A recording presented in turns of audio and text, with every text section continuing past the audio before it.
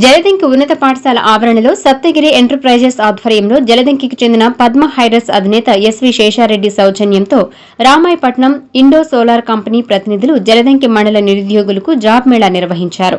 Solar company HR Vamsi Krishna Reddy ఇంటర్వ్యూలను నిర్వహించారు.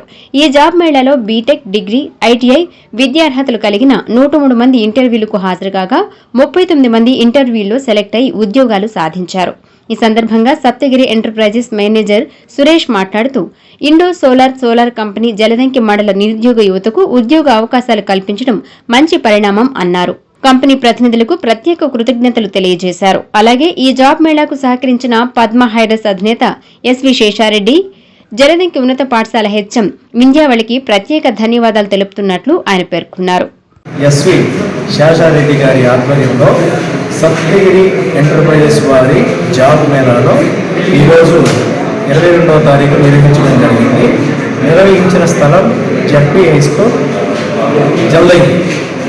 So ఈరోజు Indo solar కంపెనీకి 78 మంది ఇంటర్వ్యూకి అటెండ్ అయ్యి 38 మంది సెలెక్ట్ అయ్యారు.